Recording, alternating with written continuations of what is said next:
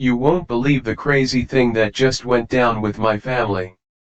We actually got ambushed by some rent-a-cops the homeowners association hired.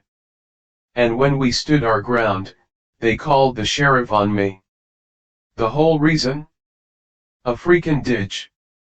The funny thing is, the only thing that wasn't up to HOA standards that day was the goon we had tied to a fence post. Let me rewind a bit. But first, shout out where you're tuning in from today. I didn't move out to this place for peace and quiet. Nope. I came for the garage, the wide open sky, that long, winding gravel road with no neighbors within yelling distance. The freedom to wrench on engines and build a beast that could rattle windows and piss off anyone within earshot. So, when I finally dropped that rebuilt 302 V8 into my '69 Mustang and fired it up, it didn't purr, it roared like thunder trying to punch through bedrock. The echoes bounced off the treeline, the porch swing vibrated, and a hawk bolted off the barn roof like it had seen a ghost. It was perfect. Sarah leaned against the barn doorway, giving me that half smile she gets when I do something beautifully reckless. Old man Jebediah rocked on the porch swing like a gunslinger waiting for a bar brawl. And then, across the road, Mr. Henderson appeared. White polo shirt, khaki pants, clipboard tucked under his arm like it was the gospel of lawn care. He stepped off his porch like someone hit play on a bad sitcom. He stared at me for a long second, then raised his voice. Testing for earthquakes, or are you just trying to violate the noise ordinance? I killed the engine and hopped out. That ain't noise, I said. That's craftsmanship. Henderson didn't even blink. You signed the HOA agreement. Page 16, noise regulation is compliance. Signed it to live here, I retorted. Didn't agree to let you run a dictatorship with a decibel meter. Sarah came to stand beside me. We've got 15 acres. No one else for half a mile. What community exactly are we disturbing? Henderson smirked, just enough to show teeth. Some folks think land gives them immunity. But this ain't the Wild West anymore. You're still accountable. Then he handed me a thick envelope and walked off without another word. That night, Jebediah read the letter aloud while stirring chili on the stove. Section 12A, Prolonged exposure to disruptive mechanical noise. Fine, $200. Repeat violations may result in enforcement escalation. She tossed the envelope into the fireplace. Sarah sat at the table, flipping through their HOA rulebook. They can't do this. Not legally. Don't matter if it's legal, Jebediah grumbled. It matters if they think they can get away with it. The next morning, Henderson was back with backup.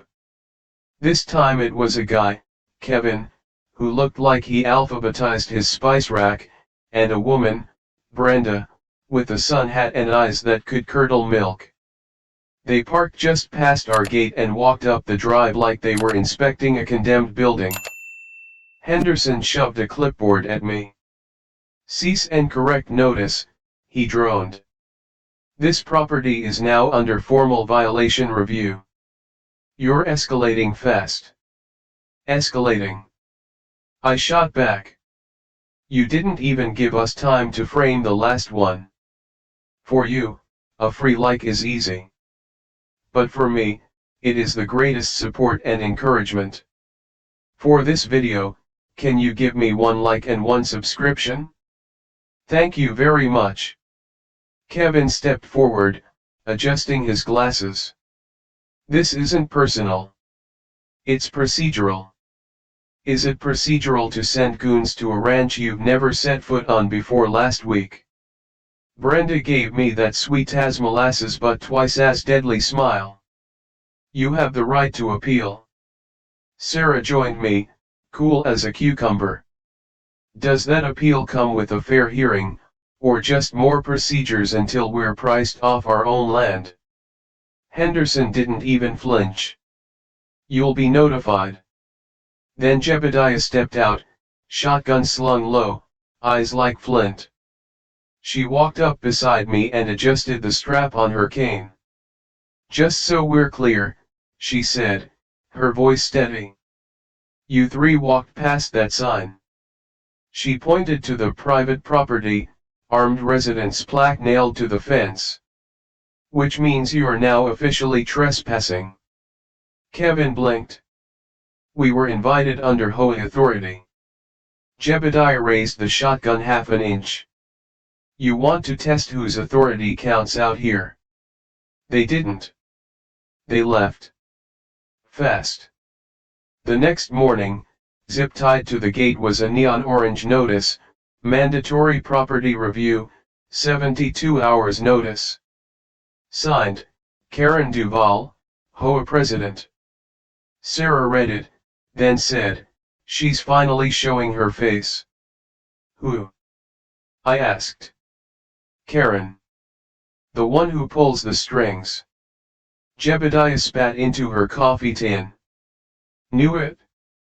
Henderson ain't got the guts to pick a fight without someone hiding behind him. That night, Sarah pulled up the HOA's backend files on her laptop. Screens glowing like war maps. She's amending the bylaws live, she said, her voice tight. Look, new clause, emergency property seizure in cases of patterned non-compliance. All it takes is 3 board signatures. I felt my chest tighten. Jebediah muttered, they're not just coming for your car, kid. Sarah nodded grimly. They're coming for the land. That's when I remembered something Grandpa Earl used to say, you don't prepare for the fight you see coming. You prepare for the one they'll pretend isn't happening. Earl once dug a trench behind the barn when a mountain lion took out 3 chickens in a week. The county called it overkill. He said the county never buried a friend. The next morning, I went to the back fence line, just past the equipment shed near the creek bed, and there it was. A black plastic. Half sunken in the dirt. I yanked it out. The bottom had a logo stamped on it, Blackbird Development. Never seen it before. Sarah walked up barefoot, squinting in the sun. She saw it and froze. That ain't local. Nope. She took it, flipped it over. This is a land surveyor's marker. That means they've already mapped the place. I looked back at the house, the barn, the porch, the pine tree Grandpa Earl planted, Jebediah's garden, the corral fence I rebuilt with my own 2 hands. Then I looked at the stake. They think we're already gone. They weren't warning us. They weren't threatening us. They were prepping the ground. This wasn't a negotiation. It was an invasion. And I wasn't about to roll over. Not on my land, not with my wife, not while Jebediah still had 1 shell left in her gun. The first fine was for invasive foliage along the east fence line. The second, unauthorized rainwater collection device. The third claimed our mailbox wasn't aesthetically compliant due to rustic embellishments. Translation, Jebediah glued old bullet casings to the post and called it folk art. By the end of the second week, we'd racked up 9 violations. Sarah wrote them out on the whiteboard in the kitchen. Jebediah slapped a skull and crossbones magnet above it and labeled the list, paper bombs. They weren't trying to punish us. They were trying to drown us. Sarah read the charter line by line, every bylaw, every clause, every footnote in the Homeowners Association rulebook. She looked up after 3 hours, her eyes narrowed. They're using procedural fines to establish behavioral patterns. English? I asked. They want a trail, she replied. Something they can present to justify seizing the property. Jebediah took a swig of coffee and muttered, "Let 'em try. I still remember where I buried the last coyote." The next day, a convoy arrived. No warning, just the crunch of tires on gravel and 4 black SUVs crawling down the drive like sharks in formation. Henderson stepped out first, clipboard in hand, khakis neatly pressed like he thought he was about to meet the Pope. But he wasn't the problem. Karen was. Beige blouse, wide-brimmed hat, smile like a paper cut, calm, silent, calculating. She didn't say a word at first, just waved her clipboard as if that was enough to justify her presence. "We're conducting your pre-assessment," she finally said, her voice smooth. Standard protocol outlined in Section 6C of the Community Charter. "We didn't schedule anything," I said. "You didn't have to," she chirped. "Non-response counts as consent." Sarah stepped up beside me, already filming on her phone. Jebediah appeared behind us, resting a crossbow against the porch rail like she was rocking a baby. Karen's team fanned out, tablets, cameras, laser measurers. One guy was filming our barn, citing it like it had violated the Geneva Convention. "What exactly are you inspecting?" Sarah asked, her voice steady. "Compliance," Karen replied. "Lighting fixtures, outbuilding ratios, structural harmony." "You mean vibes?" Sarah said flatly. "You're measuring vibes." Karen didn't respond, just turned and made a note on her iPad. Jebediah called out, "Y'all better get my good side. This camera's live streaming to the county." They didn't laugh. After they left, Sarah disappeared into the office. She stayed in there until midnight.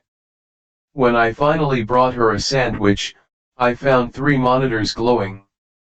Her notes filled 2 pages. A 4th screen showed our barn security feed in infrared. "I found something," she said, her voice calm but her jaw tight. Henderson's password was pathetic. "For you, a free like is easy.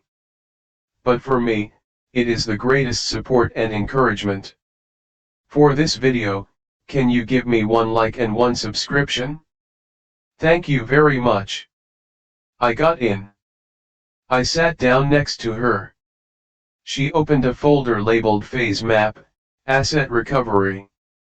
There were files for every house on our road. Owner names, appraised values, photos, satellite angles, risk ratings, projected resistance. Our house was labeled H14, high resist, high value, marked red. Blackbird Dev, pending purchase offer. Owner uncooperative. Recommend escalation, legal pathway. Sarah scrolled silently. "They've already sold the land," she said, her voice barely a whisper. "They're just waiting for the paperwork to catch up." I found Henderson in his side field, coiling a hose like he wasn't part of a siege campaign. I didn't yell. I just walked up and held out the printout. "Your initials are on this." He looked like someone had just handed him a bomb with the pin halfway pulled. "You need to stop looking," he said, his voice strained. "This isn't about your car anymore. You sold us out." "I didn't have a choice," he said, his eyes darting around. "Karen's brother runs Blackbird. They've done this before. 3 other counties. By the time people fight back, the zoning's already changed. You think we're going to roll over? I think you've got no idea how big this is." I stepped closer. "We're a ranch," I said, my voice low. "We know how to handle snakes." That night, The SUV came back. No plates, lights off. It parked at the edge of the road, just outside our fence. Sat there. Jebediah stepped onto the porch, crossbow in hand. Sarah joined her, arms folded. "They're watching to see if we crack," Sarah said, her voice quiet. Jebediah adjusted her aim. "Let 'em. I've made grown men cry with less." "You ever booby trap a pasture?" Sarah asked, a hint of a smile playing on her lips. Jebediah grinned. "Once. 1986. Don't ask." The SUV drove off slow, but not in a hurry.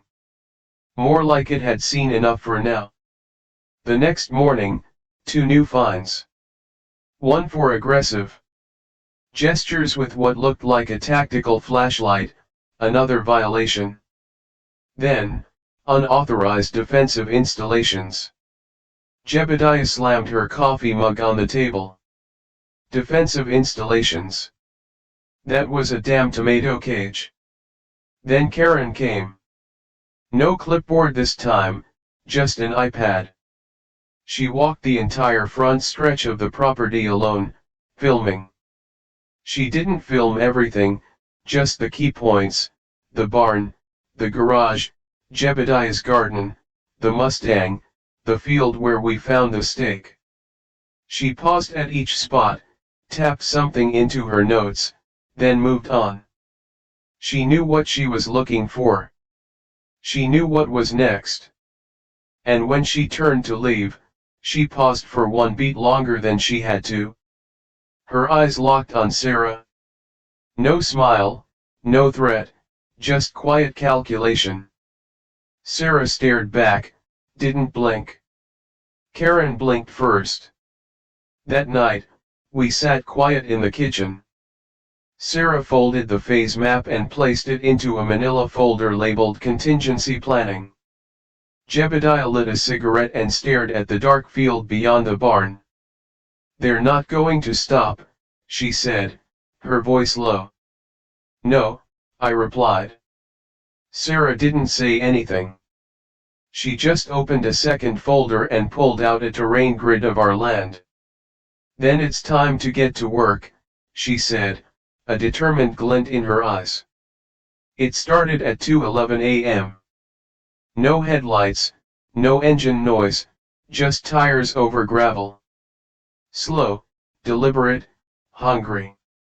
I was already on the porch, rocking chair creaking, cold coffee in hand, shotgun across my lap. Not sleeping. Not anymore. Sarah was upstairs watching the barn cam feed when she pinged me with a single text: "Company." 3 men stepped out of a matte black van. No logos, no plates, just black boots, gloves, radios, and arrogance. One went for the barn. One circled toward the back door. The last came up the front path like he owned the place. Sarah joined me silently, pistol holstered, phone in hand. Jebediah opened the screen door in her robe, hair tied back, holding Grandpa Earl's shotgun like a prized violin. The porch guy was calm, too calm. "Sir," he said, his voice flat, "we're with HOA emergency compliance. Property flagged for fire hazard and code breach. Step aside for inspection." I didn't move.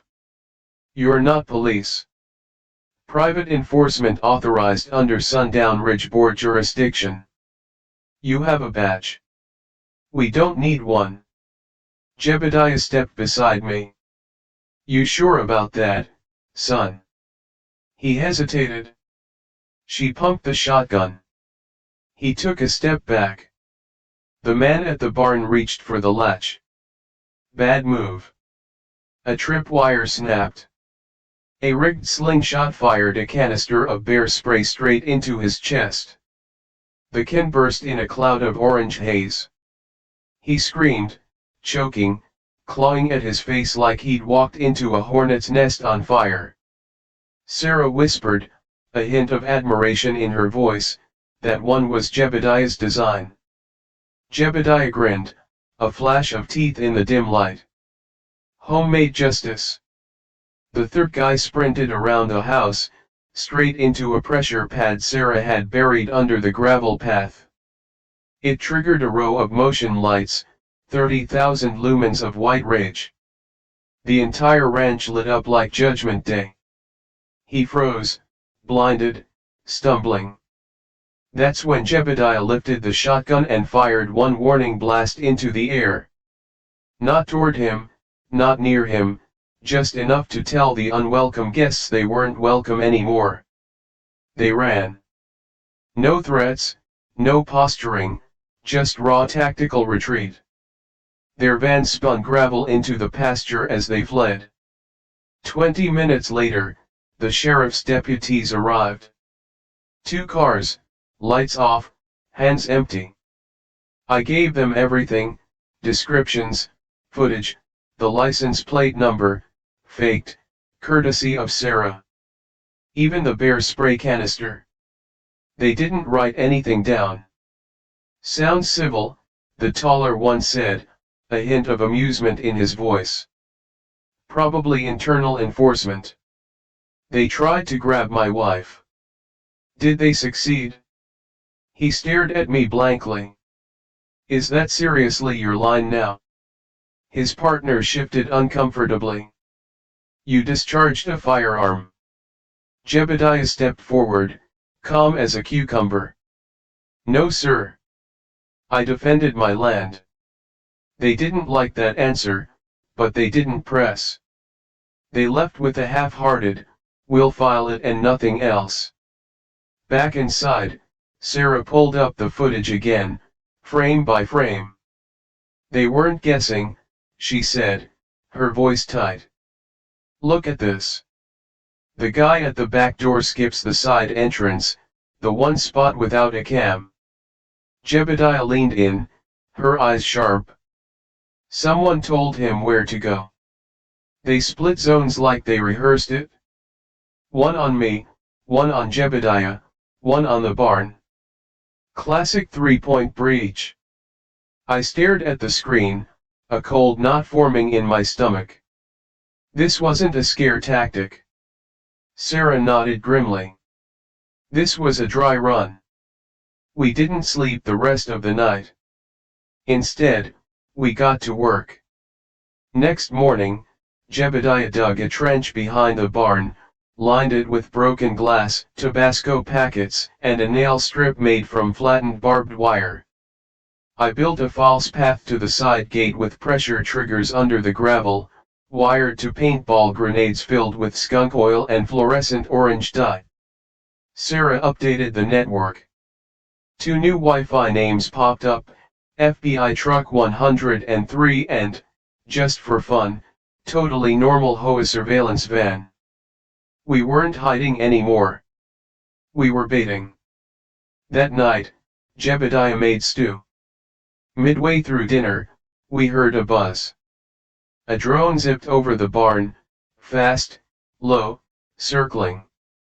Jebediah didn't flinch. She took one slow sip of tea, then walked inside. Came back with Grandpa Earl's scoped pellet rifle. Hold this, she said, handing me her mug. 1 shot. The drone dropped like a shot crow. No comment, no celebration. She just sat down and kept eating. Sarah grinned, a fierce pride in her eyes. I married into the right damn family. We buried the drone, then sent up our own rig. With a GPS tracker and a GoPro dummy. Let's just say whoever came to retrieve it didn't notice the real data chip was recording the whole thing. 2 days later, something changed. Mr. Henderson's house was quiet. No truck, no porch light, no motion. I knocked once. Nothing. The gate creaked open in the wind.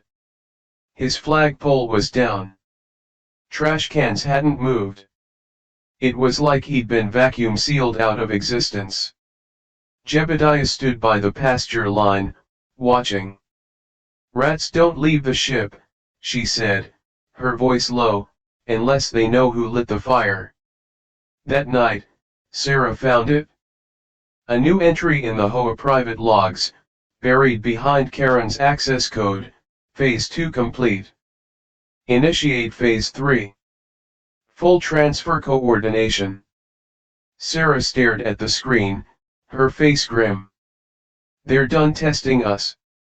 Jebediah rolled her shoulders, a predatory gleam in her eyes. "Finally.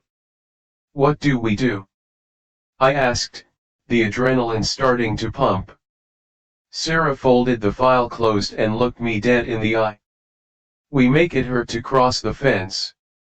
Jebediah cracked her knuckles, a sound like dry twigs snapping. "Well, hope they brought more than clipboards this time." They came back 5 days later. 6 of them this time. Kevlar vests, utility gloves, earpieces. One carried a crowbar. One had a portable battering ram like he'd boosted it from a SWAT truck. They moved like contractors who'd played soldier a little too long. Karen walked 10 paces behind them, tan trench coat, clipboard, sunglasses, filming everything like she was prepping for a documentary titled "How I Lost a Lawsuit in 12 Easy Steps." They didn't bring the HOA SUV this time. They came in a white box truck labeled Horizon Utility Services, because nothing says we're the good guys like hiding behind a fake plumbing company. Jebediah spotted them from the barn roof, chewing jerky and scanning the tree line with binoculars. "They're back," she said into her walkie-talkie, her voice flat. "And they brought toys." Sarah responded from the kitchen, her tone equally devoid of emotion. "Copy. Engaging operation haha, no go." I was in the workshop, watching the front gate through a narrow slot we'd cut into the siding. We didn't run this time. We waited. They crossed the property line at 10:44 a.m. That's when the welcome mat bit back. The first guy, clipboard guy, tripped the thin perimeter wire stretched across the gravel.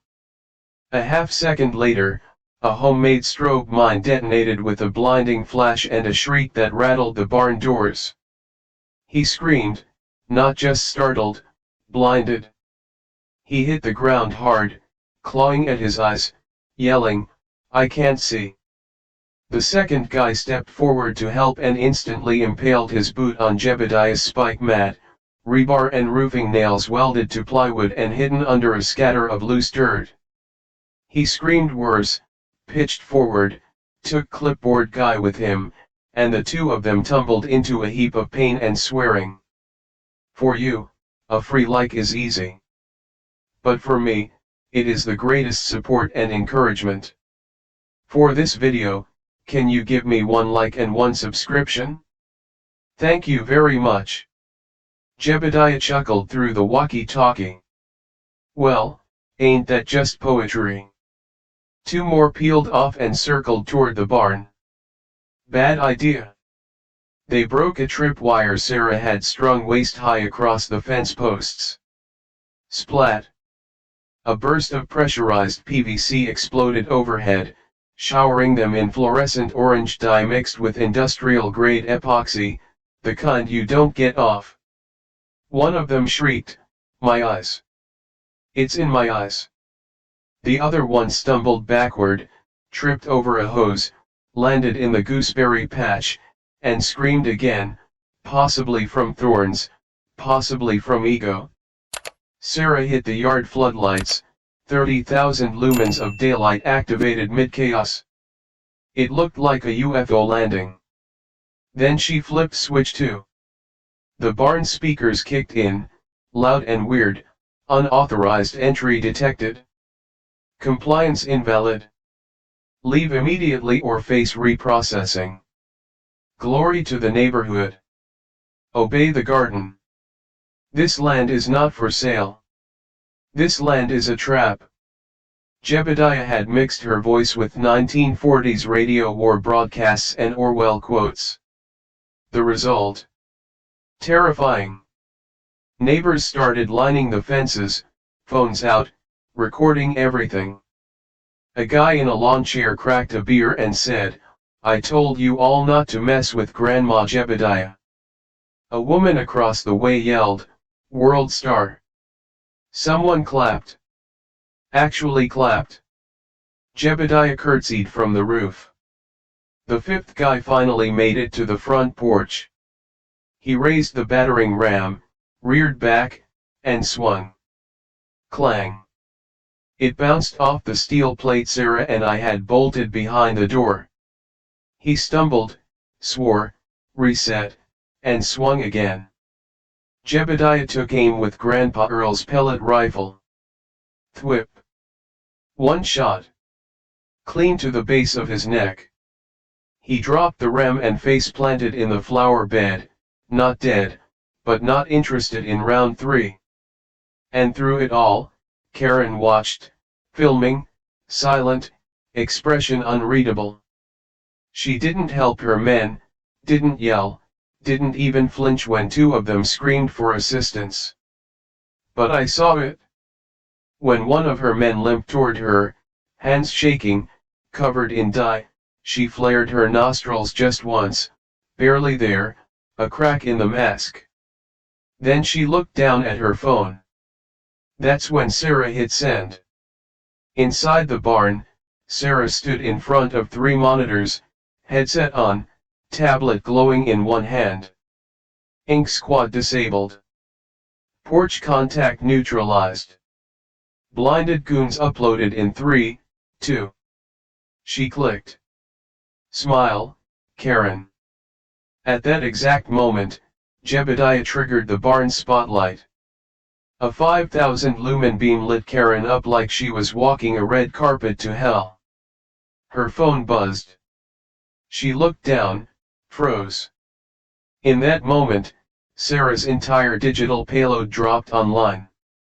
Homeowners Association blackmail contracts, Blackbird development wire transfers, aerial drone footage from the first raid, internal files on H14 high-resist thread tear, the full Phase 3 property seizure flowchart, and my personal favorite, a folder titled Resistance Containment Protocol, Civilians.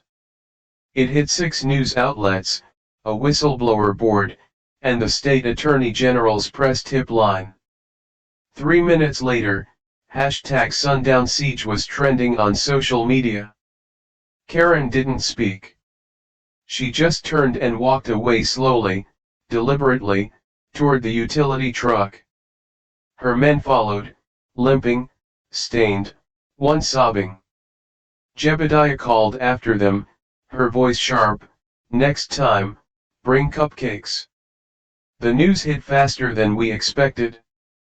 First, a small blog, then local news, then national headlines, "Militia family fortifies ranch against rogue Hoa takeover." They called us survivalists, but they called us right. I sat on the porch that night with Sarah and Jebediah. The land was quiet, lights out, traps reset, coffee warm. Sarah stared at the stars, a thoughtful expression on her face. We bought ourselves time. Jebediah nodded, taking a long drag from her cigarette. Time to do what? Sarah didn't smile. Finish it? Then her laptop dinged. One new message. No subject, just a line, "She's not done, and neither is he." Attached was a grainy photo of Karen standing next to a tall man at a private gun range. Tattooed wrist, military build, cold eyes. Sarah stared at it, didn't blink. I asked, "Who is it?" Her voice was flat, calculated. Her brother. Dax Duval. She tapped the screen.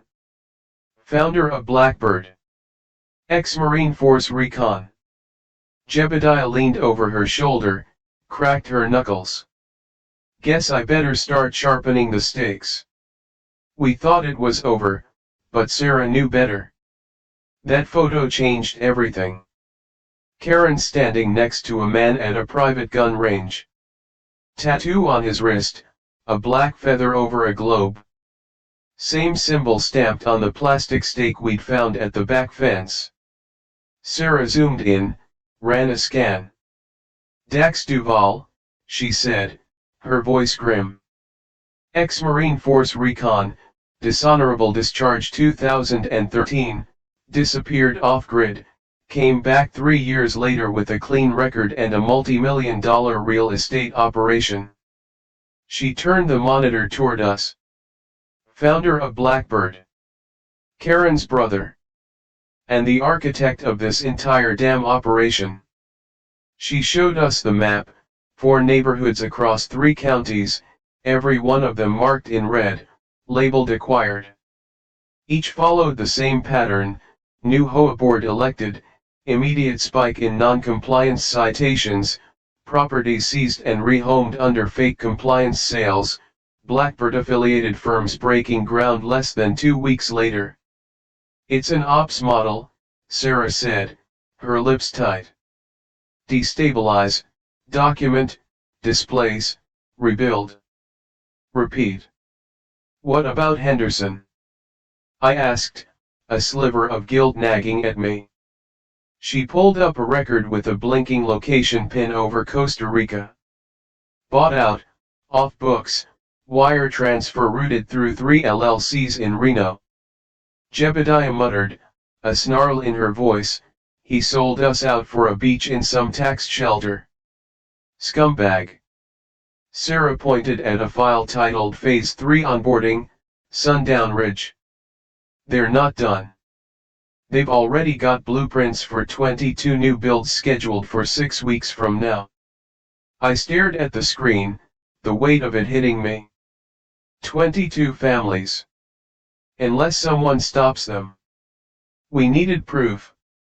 Not files, not articles. Something they couldn't delete. That's when Sarah found it. A remote staging site 3 counties over, listed under Dovetail Energy Services, a Blackbird shell company, she explained. This is where they run compliance training. Jebediah smiled, a dangerous glint in her eyes. I've got a good feeling about this one. Sarah didn't want us to go, but we didn't ask. I packed 2 burner phones, 1 drive with Sarah's malware package, and my sidearm.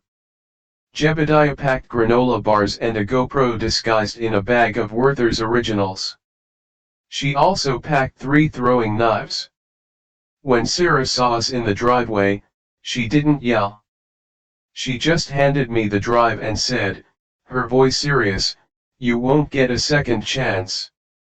If something goes wrong, upload this to every server you can hit. It won't save you, but it'll bury them. The site was quiet, too quiet. Long dirt road. Chain link fencing with new padlocks. 1 structure in the middle, a converted barn, antennas sticking out the top like a crown of thorns. We parked a quarter-mile out, crawled through brush, hit the fence. I started cutting with bolt cutters. Jebediah stopped me. Look, she whispered, pointing at the shadow between trees. A motion sensor. She grabbed a rock, tossed it far across the field. It bounced once, tripped the beam. A red light blinked, swiveled, but no alarm. Dummy zone, she whispered. Now move. We slipped through the breach. 1 minute inside. Enemy territory. Sarah's voice crackled through my earpiece. 2 heat signatures inside. 1 in the server room. 1 in the entry chamber. Both stationary. We entered low. Back door. Side hinges rusted but unlocked. Inside smelled like oil and paper. Tactical vests stacked by the wall. Polos with Sundown Ridge Hoa patches still folded in plastic wrap. Jebediah flipped through a training binder. Engagement sequence, non-compliant targets, she muttered. Public script protocols, de-escalation messaging, civic imaging guide, manipulating surveillance optics. They weren't just running enforcers. They were running public relations warfare. In the back room, we found the H14 file. Red folder, thick, labeled threat variable profile, high resist. Inside, satellite photos, heat maps, security tags, of the United States, the ranch, our daily patterns, Jebediah's routines, Sarah's work hours, young Josh's walking path. There were timestamps next to footage of Josh playing with his remote control car, a bolded line beneath it, teen male, potential neuroprofile surveillance, familiarity moderate threat if radicalized. Jebediah's hand clenched the folder, her knuckles white. They flagged my grandson as a risk, she said, her voice dangerously low. I stepped closer. They flagged you too. Another page. Photo of Jebediah on the porch, gun in lap. Older female, probable protester history. Ex-military relative, deceased, high confrontation risk. Jebediah blinked once, her gaze unwavering. That's what they think this is, she said, her voice quiet but firm. A confrontation. She turned the page. This is family. The server room pulsed, lights whirring, hard drives humming, uplink antenna buzzing overhead. Sarah whispered, her eyes glued to her laptop screen, don't pull anything. Don't copy. You'll trigger the tracer ping. What then? Inject. I just sent the Trojan. I plugged in the drive, waited for the green light. It flashed. We ran. Back home, Sarah tracked the uplink. She triangulated the relay points, first to a dummy server in Colorado, then to a law office in Atlanta, then directly into a state zoning department's digital backbone. They embedded the HOA into municipal infrastructure, she whispered, her face pale. Karen didn't just buy soldiers, she bought cities. Jebediah lit a cigarette, the cherry glowing in the dim light. And the sheriff? Sarah nodded grimly. He's on the Phase 2 payroll. That's why he never filed a report. We sat in silence, the weight of it settling over us. This wasn't just about the ranch anymore. It was about everyone like us. Pushed out, priced out, broken down by policy and buried by red tape. For you, a free like is easy. But for me, it is the greatest support and encouragement. For this video, can you give me one like and one subscription? Thank you very much. Sarah pulled up the file index. We have everything now. Their plans, their networks, their communications. We can drop this tonight. All of it. Go nuclear. She looked at me, her expression serious. Or we wait and trace it all the way up the tree. One final shot. Total exposure, but it'll take time. She paused. Your call. Jebediah said, her voice firm, drop it now. The sooner the world sees, the faster we choke the funding. Sarah shook her head. If we spook them, they scatter, lawyer up, disappear. I looked at them both, then down at the blinking file on the burner phone, at the live feed of our empty driveway, at the land we bled to protect. Then I said, my voice resolute, we wait. We watch. But when we move, we burn it to the ground. It happened at dawn, like they wanted to make a point. Two black SUVs climbed the ridge at 6:04 a.m. Behind them, an armored van marked Utility Enforcement, Southern Region, which wasn't a real agency but looked official enough to fool anyone who didn't own a backbone. Sarah was already at her war desk upstairs, 3 monitors glowing, headset on, voice cold and precise. Jebediah was on the porch, shotgun loaded, thermos in one hand, .45 on her hip, calm as a sniper at sunrise. "They brought the whole circus this time," she said into her walkie-talkie. "Don't shoot first," I told her. "Who said anything about first?" Karen stepped out first. Dax followed, beard trimmed, military posture, gloves, expression like a man who'd already written our eulogy. He didn't film, he scanned. 6 enforcers followed, fully geared, batons, gas masks, shields. Sarah's voice hit my earpiece, "Thermal confirms weapons. 2 drones deployed. This is full engagement. They're not bluffing." Jebediah looked over at me, a grim determination in her eyes. "You ready to make them earn it?" I nodded, and we started the countdown. The first drone dropped low over the barn. Sarah rerouted it in real time. It veered, spiraled, and slammed into the hood of their second SUV. Boom. Engine caught. Front tire burst. Flames licked the paint. 2 enforcers ran to help. Right into the trench. Tire spikes. Mud. Quickset sand. One screamed, one slipped, both down. Jebediah fired once, not near them, overhead. Warning. Final one. Sarah activated the sonic disruptor. An old frequency spike at 120 dB. 2 of them dropped to their knees, ripping out earpieces. One vomited into the gravel. Dax barked orders. 2 more flanked toward the barn's north face. Bad call. They triggered the mud pit rig. They sank instantly, waist-deep sludge baited with fresh boards to fake solid ground. One tried to shoot. Jebediah hit him with a non-lethal from the porch. Pellet round to the collarbone. Down he went. Karen lifted her iPad. Sarah jammed it. Karen's screen froze. She tapped it once, twice. Her jaw twitched. Her men looked back at her.